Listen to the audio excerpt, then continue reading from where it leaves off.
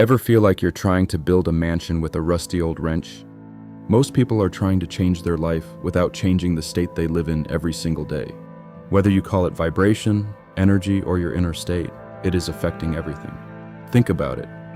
Fear, doubt, lack, and stress don't just feel bad. They actively shape how you think, how you speak, and how you move through the world. They dictate your reality. Today, we're diving deep into understanding this invisible force, and more importantly, how to intentionally shift it to create the life you truly desire. Let's simplify a concept that often gets explained in confusing language. My notes for this series talk a lot about the connection between your body, brain, mind, and this idea of vibration. Now, whether someone uses the word vibration literally, spiritually, emotionally, or psychologically, the principle is still incredibly powerful. Your internal state affects your external life. It affects what you notice in the world. Do you see opportunities or obstacles? It shapes what you expect to happen. It colors how you interpret events. Is that challenge a disaster or a learning opportunity? It influences how you speak, how you choose, and ultimately how you act. It even dictates what you tolerate in your life, and the patterns you unconsciously keep recreating. That is why this matters so much. A lot of people want a new life, a new job, a new relationship, but they are still living from the exact same internal state. The same fear, the same doubt, the same insecurity, the same feeling of lack, the same old excuses, the same emotional loops playing on repeat. Then they wonder why the outside is not shifting. It's simple, really, because the inside is still broadcasting the old signal. It's like trying to get a new radio station when your dial is stuck on the static of the past. Again, you can use whatever language you want here. Call it your vibration, your state, your frequency, your emotional set point, your mental pattern. The point is the same. If your dominant state is stress, fear, resentment, and a general heaviness, that profoundly shapes your behavior. You procrastinate more. You second-guess yourself more. You expect less from yourself and from life. You see problems faster than possibilities. You pull back when you should move forward. You might even subtly sabotage your own progress the moment it stretches you beyond your comfort zone. That's not just bad luck.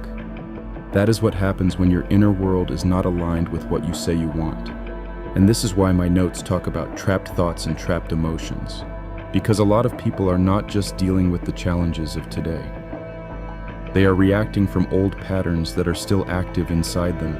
Old fear, old shame, old pain, old beliefs, old conditioning from childhood or past experiences. That stuff doesn't just disappear because you set a new goal or write down an affirmation. It has to be noticed. It has to be processed. It has to be released. And it has to be replaced with something new. That is where the concept of raising your state becomes incredibly practical and empowering. So how do you raise it? You consciously feed yourself better input, better books, better conversations, better environments, better self-talk. You set better standards for what you consume mentally, emotionally, and physically. You change what you repeat. You change what you focus on. You change what you allow into your mind and your life. Because what you surround yourself with affects your state. And what you keep rehearsing becomes your normal.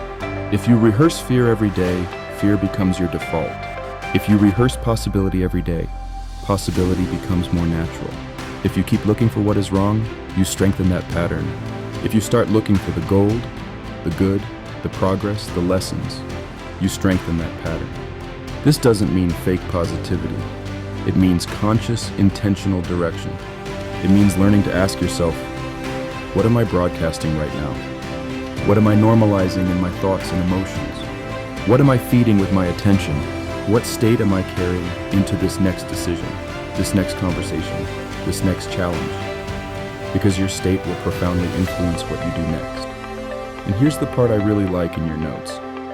Raising your state is not just theory. There are practical, immediate ways to interrupt a low state. Change your routine. Get outside. Move your body. Laugh. Smile. Dance. Breathe deeply. Turn the phone off. Look for the good, even if it's the smallest good thing, and amplify it. Why do those things matter so much? Because they instantly shift your attention. They shift your physiology. They shift your emotional pattern.